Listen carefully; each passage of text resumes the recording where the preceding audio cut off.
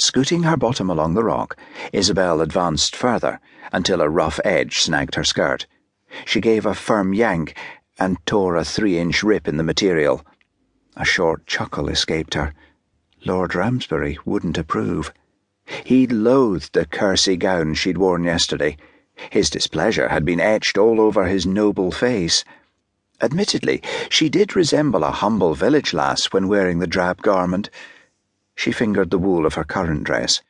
He would be hard-pressed to find fault with this gown, even though it had seen 3 winters. Her humour evaporated the next instant. His approval meant nothing.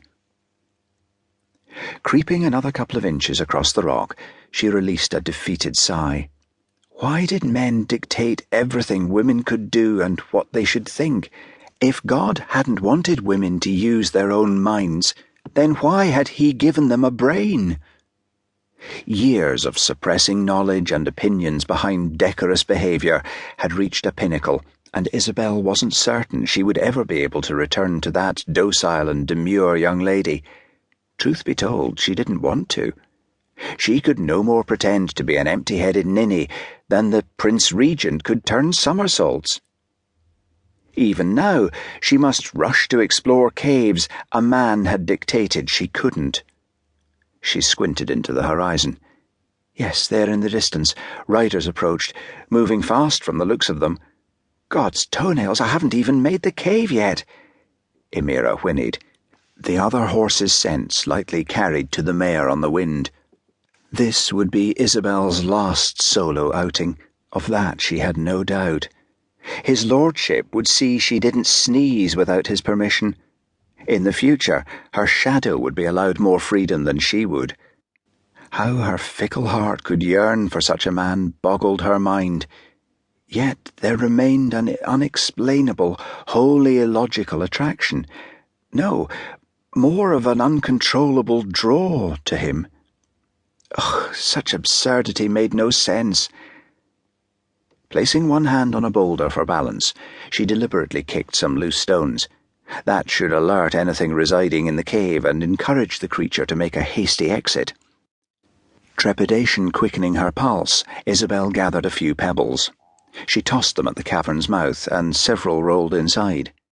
Ducking behind a boulder, she waited, her lips compressed and her breath suspended. Nothing. Only the screeching cry of a golden eagle overhead disturbed the quiet. Stop being such a dunderhead! As she manoeuvred around an odd-shaped rock, she slipped and scraped her elbow. Ouch! Clutching her arm, she waited for the sharp sting to pass. She pushed her cloak from her shoulder and inspected the injury. Droplets of blood dotted her shredded sleeve. Wincing, she straightened her arm and grabbed a final handhold. With a gusty sigh, she jumped to the ground and left the last of the cumbersome rocks behind her. Tiptoeing the remaining few feet to the cave's opening, she cautiously stepped inside and peered around. She sprang backward and tripped in her haste, landing hard on her bottom. Paralyzing fear seized her for a heart-stopping moment. Hell, Hades, and Purgatory too! She'd experienced the bloody fright of her life. Isobel had heard tales of people fainting or wetting themselves from fear, but dismissed the stories as nonsensical balderdash. She'd be rethinking that notion since she about did both. Alarm and pain urged her to rise. She'd counted 5 bedrolls inside. Someone had been using the cave as a shelter. In addition to the bedding, cookware, discarded bones, and an extinguished fire further testified to that fact. Emira neighed again, followed by the undeniable sound of men's voices and horses' hoofbeats. Not Lord Ramsbury and the others. Even riding neck or nothing, they couldn't have reached the bluffs that swiftly. Dread rendered Isobel immobile. Dear God, what if the intruders were armed? Of course they are, Featherbrain. Their reasons for being here couldn't be legitimate, or else why use the cave? Danger threatened those riding her way, and she blamed her damnable pig-headedness. Why had she been so self-centred and impetuous? Lord Ramsbury and the others would be armed, but unless she warned them, they might be ambushed. Closing her eyes, she drew a calming breath and forced her panic aside.